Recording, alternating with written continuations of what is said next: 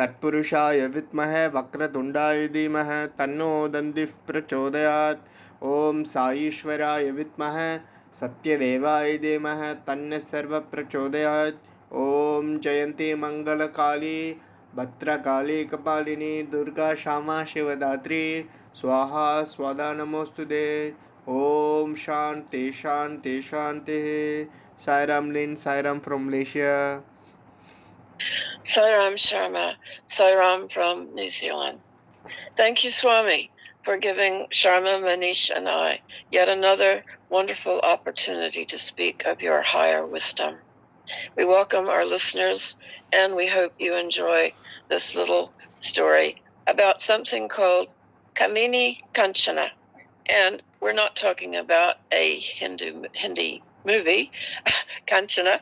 This is a phrase often used by Sri Ramakrishna and also Swami. Om Shri Sai Ram.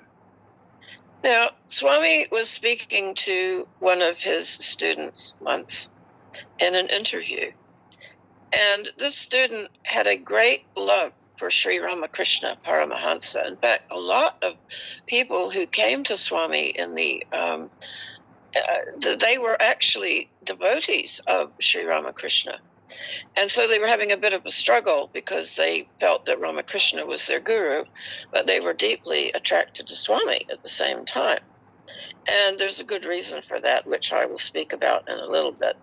But Swami said to this student who was struggling with this, he said, "My dear, it is extremely difficult to conquer Kamini Kanchana, my son. But do not worry. You enjoy divine grace in abundance. Swami will grant you peace of mind." Now, Kamini Kanchana was a phrase very often used by Sri Ramakrishna to indicate two major obstacles in the path of a spiritual seeker. There are two obstacles. One of them is the greed for wealth. I want to be rich. How many of us have even thought that or wished it when we see someone else winning the lottery, when we see someone who is wealthy beyond words, who's got too much money? This is one of the major obstacles in the path of the seeker. What is the other one? Craving for sensual pleasures. And we don't need to list those, but of course, let's see. Sensual pleasure could be anything to do with the tongue. It could be for food, for alcohol. Sensual pleasures for the eyes could be looking at movies or games that really don't give us any help on our spiritual path, for example, or books or photographs. Another one would be smell. Let's see, what could that be? That could be an over-addiction to beautiful perfume. That's a problem that I have. Craving for sensual pleasures, anything to do with touch, with the body, with, wanting love, wanting lots of boyfriends. That could be also considered a craving for a sensual pleasure. Two major obstacles in the path of a seeker, Kamini Kanchana. And so the boy knew that Swami, by quoting Sri Ramakrishna, the topic of Kamini Kanchani, or Swami, Kamini Kanchana, it's a bit of a tongue twister for my Western tongue. Also the theme of all unity of religions. Now that was also dear to both Sri Ramakrishna and to Swami. Now, I have a personal acquaintance with a Siddhi Purush who was also schooled in a Ramakrishna school. And this Siddhi Purush was deeply devoted to Sri Ramakrishna. Now, a Siddhi Purush is a fully self-realized being who has many divine powers, which he uses in the service of humanity. And I was fortunate to meet the Siddhi Purush during my tenure at the Ashrama Women's Welfare Trust. It's the first time I ever met a Siddhi Purush, and he's become a dear friend. I find him very inspiring. He's deeply, deeply devoted to Bhagwan Sri Sathya Sai Baba. And you may even see him now on YouTube. There are a few YouTubes about this beautiful Siddha Purush. His name is Sri Sai Maharaj. To get back to the story, when he was a boy, he was studying in a Ramakrishna school. And the boys all had a little altar of Ramakrishna in their room. And this boy, of course, made obeisance to Sri Ramakrishna. And in a Ramakrishna school, you study books on him, on his teachings, and also on Holy Mother, who was Sri Ramakrishna's consort. Now, it may seem like I'm deviating a little bit here, but I'm not. And so this particular... his name was Saimanju in those days, Manjunath, and the Swamis, the Ramakrishna Swamis in his school, received the loan of a pair of Swami's padukas. And they pointed this out to the little boy, and he said, they suggested to him that he worship these padukas. And the boy said, no, my guru is Sri Ramakrishna, and ran back to his altar. And as he meditated on the picture of Sri Ramakrishna, it turned into Swami's picture, smiling at him. And this upset him terribly. He ran back to his teachers, and they said, no, it's all right. He is a great, great teacher. He is also a Purna avatar. And so over time, this wee boy became Swami's devotee, particularly when Swami healed him of a fatal heart complaint when he was 9 years old. But to get back to the topic of Kamini Kanchana, these two things can also pop up when we least expect them on the spiritual path. It seems like this world is, as one of my friends said, stacked against us. When we're trying to get onto a spiritual path, and then just when we think we're doing really well, something comes along to tempt us and pull us off the path. Now, Kamini means woman, and Kanchana means gold. And these two words simply, the phrase Kamini Kanchana simply symbolizes man's craving for sensual desire and greed for wealth. And this world is really attuned to wealth. I mean, growing up in America, you were really only considered a success if you had a good job and a good, healthy bank account and plenty of money in your pocket to spend on whatever you wanted. And I experienced this, certainly, growing up and working in the working world in America. You were pretty much judged on what your job was and, were you successful? And I found this really, it was almost stopping me from following a spiritual path.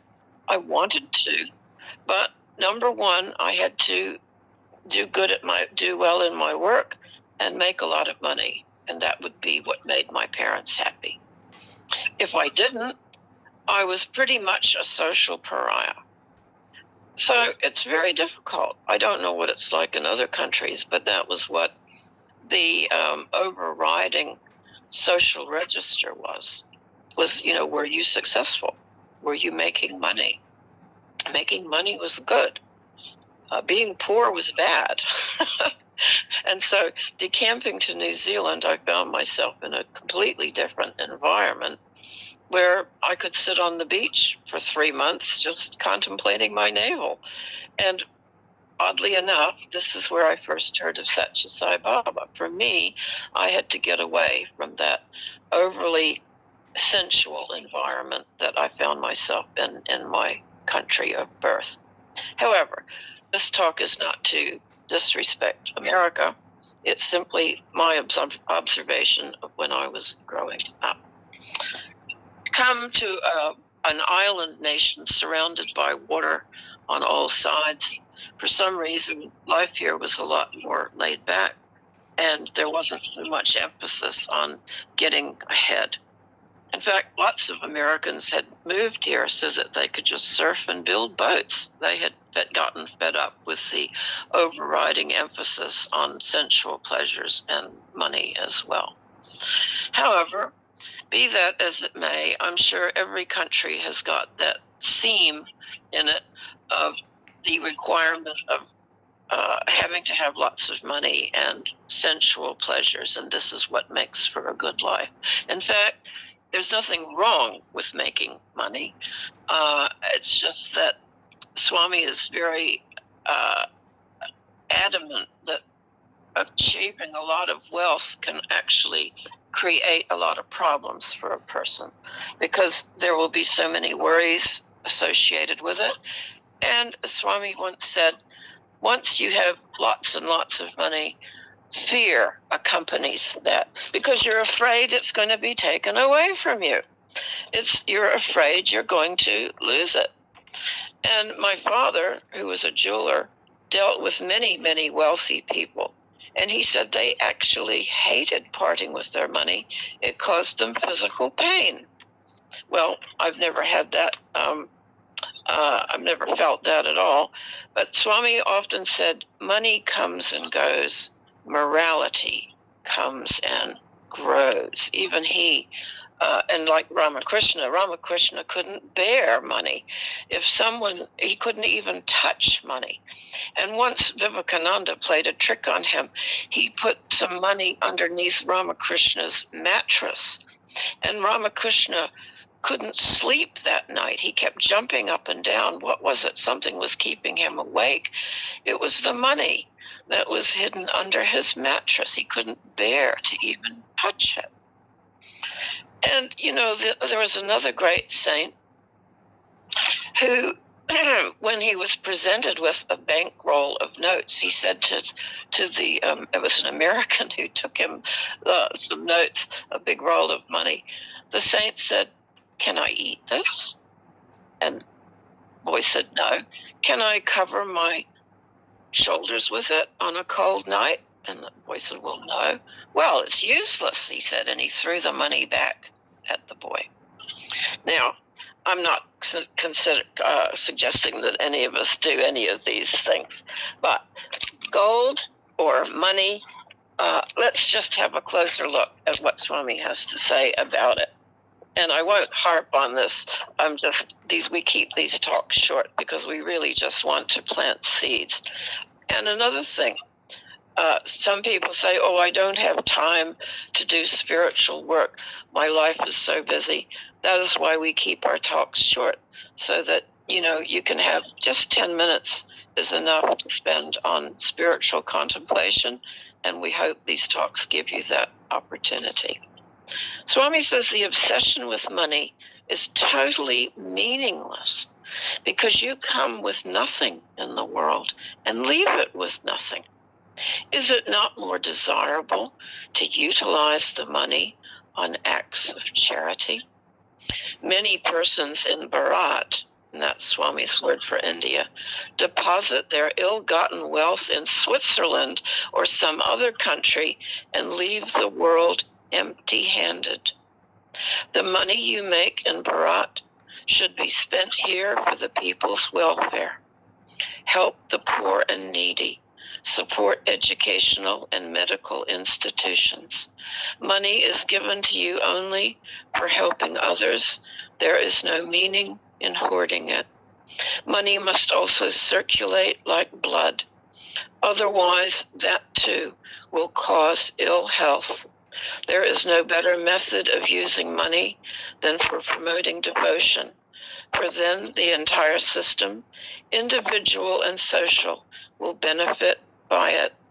If money is stored and not circulated, it will cause social swellings like tumors or boils, and the swellings may become boils and burst.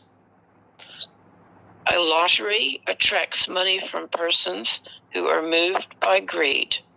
It holds out the attraction of quick riches and tempts men from a wrong angle. It will be tainted money to sell lottery tickets and distribute prizes and use the balance. Though it is for a good purpose, the means must be pure.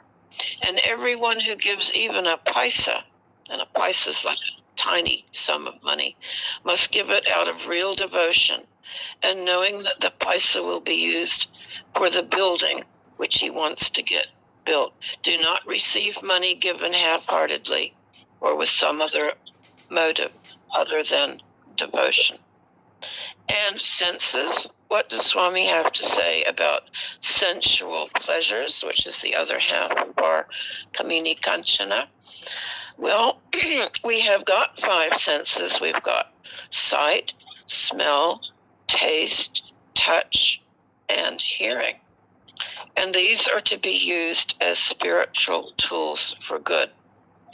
But if they're not regulated, they can lead us astray. And Swami's pretty clear that is the mind that directs the senses to do, it's influenced by the senses. The senses influence the mind. And so that is why we always have to be pretty careful about what we listen to the mind telling us what to do. The mind is processing all the time messages from the senses.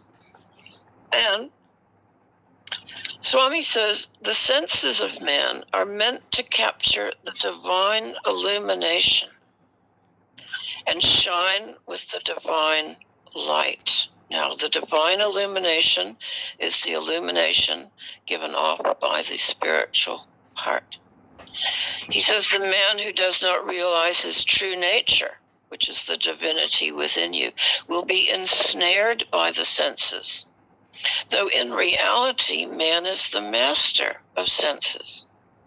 He undergoes much trial and tribulation for the sake of bodily pleasures.